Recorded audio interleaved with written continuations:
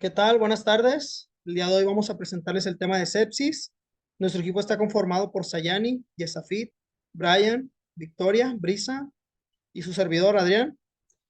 A continuación nos va a platicar un poco de la enfermedad mi compañera Yesafit. Ok, la sepsis es una complicación que tiene lugar en el organismo cuando el organismo produce una respuesta inmunitaria anómala frente a una infección. Ocurre cuando las sustancias químicas para combatir una infección desencadenan una inflamación en todo el cuerpo. En los pacientes con sepsis se produce una desregulación de la respuesta inflamatoria normal, con la liberación masiva y descontrolada de citocinas proinflamatorias, lo que esto produce una cadena de eventos que resultan en daño tisular. Durante la sepsis se observan los signos cardinales de la inflamación, que es vasodilatación, aumento de la permeabilidad microvascular, acúmulo de leucocitos, disfunción microvascular y la hipoxia.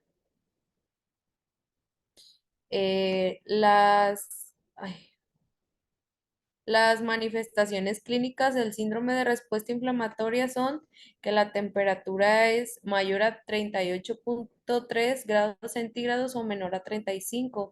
La frecuencia cardíaca es mayor a 90 pulsaciones por minuto y la frecuencia respiratoria es mayor a 20 o menor a 32. La sepsis severa se diagnostica cuando además de los signos descritos existe hipoperfusión o disfunción de algún otro órgano, como es la hipotensión, hipoxemia, oliguria, acidosis metabólica o trombocitopenia.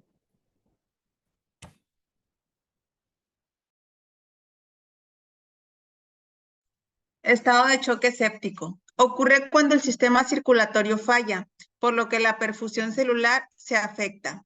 Si este estado de hipoperfusión persiste, el daño celular puede llegar a ser irreversible en el paciente. Existe choque séptico cuando hay sepsis severa, además de presión arterial media, menor a 60, a pesar de una adecuada hidratación o cuando hay necesidad de la administración de aminas vasoactivas, como la dopamina, la norepinefrina.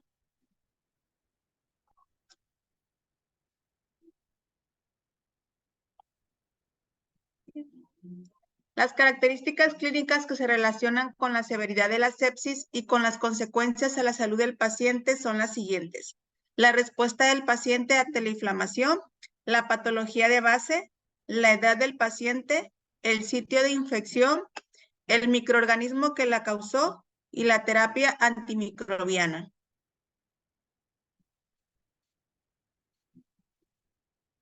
¿Qué indicadores pueden utilizarse en la evaluación nutricia de un paciente con sepsis? Bueno, tenemos por un lado los indicadores antropométricos. Estas mediciones se encuentran afectadas principalmente por las alteraciones en la distribución hídrica de los pacientes y por la incapacidad de ellos de moverse. Tenemos también los indicadores dietéticos, que son numerosas herramientas que están disponibles actualmente para evaluar el consumo de energía y de nutrimentos en pacientes y poblaciones. Por otro lado, los indicadores bioquímicos, los marcadores de estado proteico en pacientes en estado crítico son reflejo de la respuesta aguda al estrés y al proceso inflamatorio por el que se está pasando. Y los indicadores clínicos. La evaluación clínica del paciente críticamente enfermo debe incluir la historia clínica y un examen físico. La historia clínica en pacientes críticos es normalmente referida por el expediente o por un familiar cercano al enfermo cuando éste esté imposibilitado para brindar la información necesaria.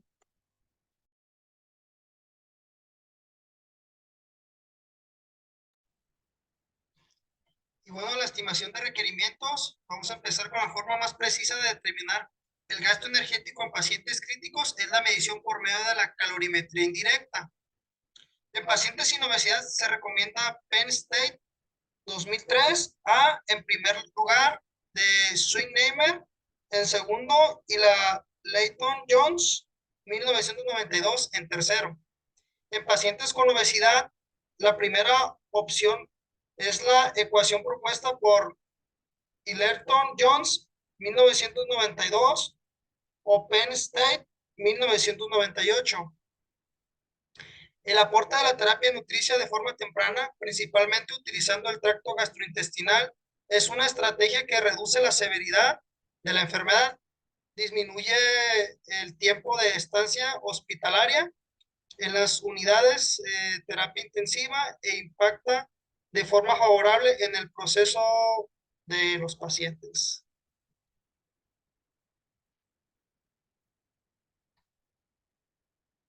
Bueno, vía de alimentación. La nutrición enteral tiene mayores beneficios en estos pacientes que la nutrición parenteral. Uno de los principales beneficios ya muy estudiados es que disminuye el riesgo de infecciones. Sin embargo, durante la sepsis, en ocasiones se complica debido a la falta de acceso a la disfunción del tracto gastrointestinal.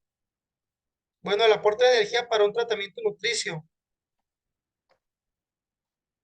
Aquí vemos que para la nutrición enteral tenga los efectos benéficos que buscamos, como es prevenir la atrofia de la mucosa, debe aportar más del 50 al 60% del requerimiento energético en la primera semana de hospitalización. Se ha visto que este efecto es dosis dependiente, usualmente con 10 a 30 mililitros por hora es suficiente. Se recomienda que si el paciente no tolera la cantidad total de energía por vía enteral de 7 a los 10 días de haber iniciado, entonces será necesario la complementación con la nutrición enteral. Pues aporte de macronutrientes para el tracto nutricio. Durante la sepsis, la oxidación de glucosa está aumentada. Sin embargo, el aportar más de 4 a 6 miligramos por kilogramo por minuto puede resultar en lipogénesis aumentada e hiperglucemia.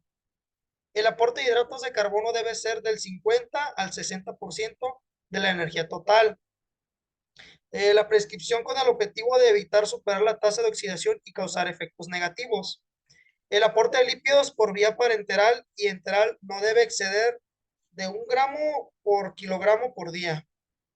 La fuente de lípidos puede ser de soya, de oliva, pescado o triglicéridos de cadena media. En cuanto a las proteínas, dentro de la terapia intensiva del aporte proteico, lo más importante es el apoyo nutricio.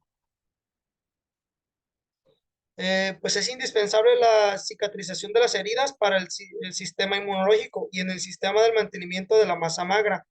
Para el cálculo del requerimiento de este macronutriente se utilizan los gramos por kilogramo de peso y depende del estado crítico del paciente. Esto es muy importante. ¿Por qué?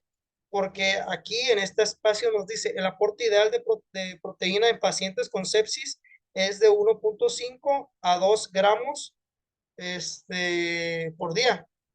Esto se calcula en cuanto al kilogramo de peso del paciente, pero como lo acabo de comentar, depende del estado del paciente. En este caso, el estar en un estado de sepsis es un estado crítico. Por eso se le recomiendan pues esos gramos. Además, se puede utilizar el balance nitrogenado o la relación energía-gramos del nitrógeno. La fuente de proteína de caseína y o suero tienen mejor valor biológico, tasa de eficiencia y tasa de utilización de la proteína de soya. Y bueno, este fue nuestro tema que nos tocó, sepsis, y sería todo.